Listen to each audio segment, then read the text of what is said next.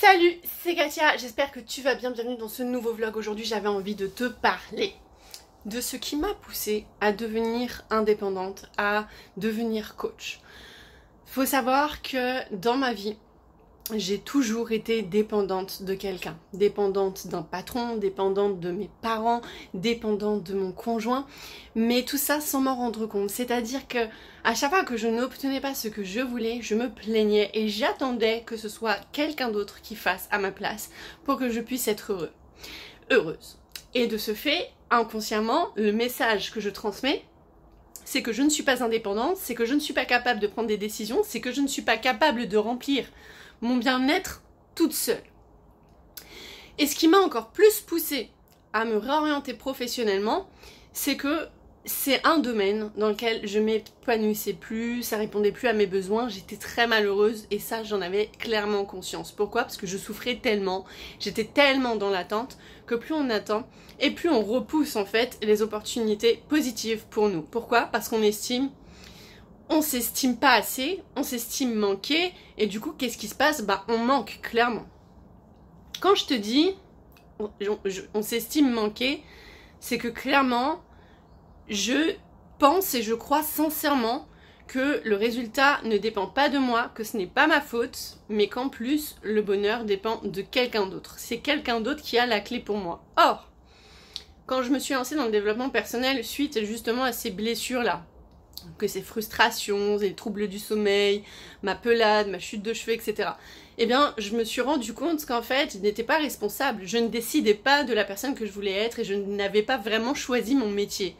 J'avais choisi ce métier de préparatrice de commandes polyvalente parce que tout simplement, lors de mes études, l'été, les vacances scolaires, je travaillais en tant que manutentionnaire. Donc j'estimais être, et je croyais sincèrement, je crois toujours, que je suis capable en fait de prendre des initiatives, de bien servir, etc.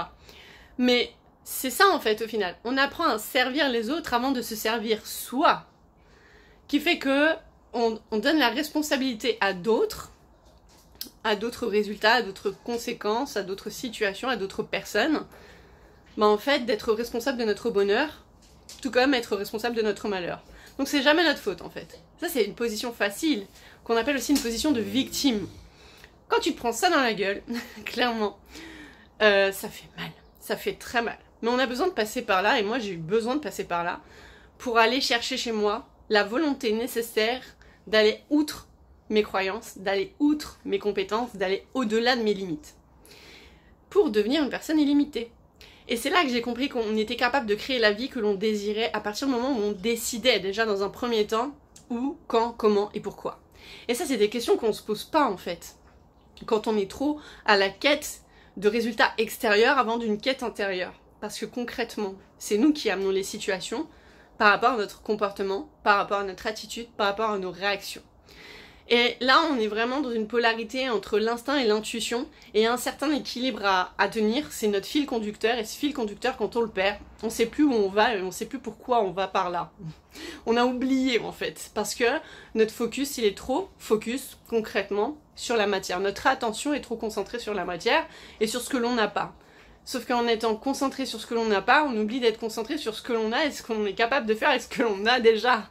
Et ça, c'est un fort potentiel que vous devez tous prendre en conscience et observer et apprendre à utiliser pour votre bien-être.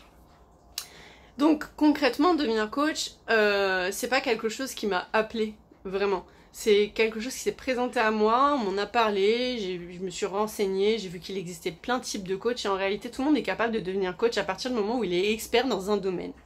À partir du moment où on est expert dans un domaine, on peut apporter son expertise, son expérience, d'accord ? Et on peut faire payer en fait pour ses services. Bah oui, parce qu'au final, si on a appris à servir les autres et pas nous avant tout, eh bien c'est bien ce qu'il va falloir faire avant. Et c'est ce qui fait qu'après en fait on devient coach. Et du coup ça répond à nos besoins tout en répondant aux besoins d'autres personnes. Et ça je trouve que c'est vraiment un super beau métier parce que ça nous permet de garder notre authenticité, de se réaligner avec nos valeurs, c'est-à-dire ce qui compte vraiment pour nous, et de le partager à d'autres personnes qui désirent, comme nous, en fait, respecter ces mêmes valeurs-là.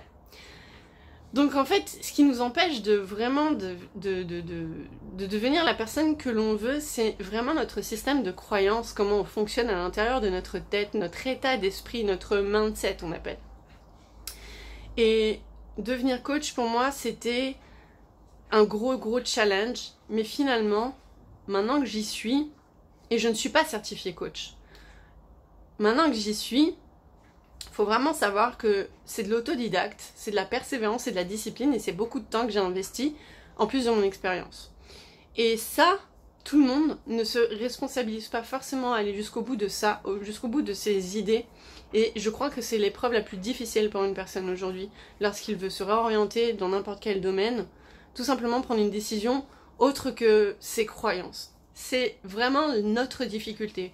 J'arrête pas de le dire, j'aime bien dire ça, parce que j'y crois vraiment, c'est qu'on a 99,9% de raisons de pas changer de façon de faire, parce que nos raisons sont là pour nous protéger. Mais ça veut pas dire qu'en fait la stratégie que l'on a mis en place et que l'on croit est la bonne pour nous respecter, pour respecter nos valeurs, pour respecter notre authenticité et la personne que l'on veut être.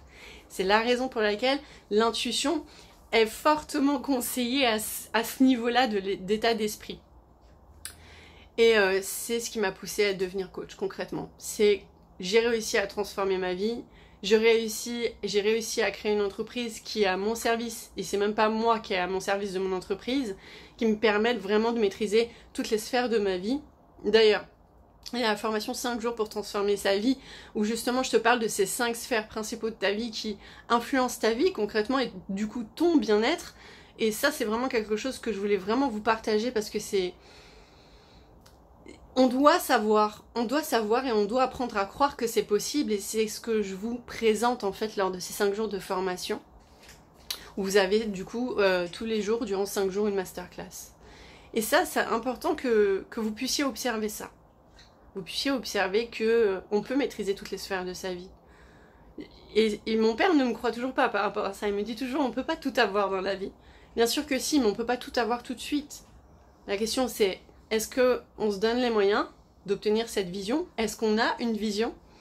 Est-ce qu'on se donne les moyens d'obtenir cette vision? Et est-ce qu'on a bien mesuré les différentes étapes à entreprendre? Et est-ce qu'on a assez de volonté pour toutes les entreprendre? C'est ça en fait. Parce que bien souvent en fait on s'écarte de notre fil conducteur parce qu'on estime que le rêve il est trop loin à atteindre. Du coup on fait des petits rêves, mais ces petits rêves ralentissent et repoussent encore plus loin le grand rêve. Et ça c'est quelque chose qu'il faut vraiment pas oublier. Donc voilà, tout simplement j'avais envie de te partager ça ce matin. J'espère que ça va te booster, que ça va te motiver, que ça va te donner envie d'avancer. Et puis je te dis à bientôt pour un nouveau vlog. Ciao ciao.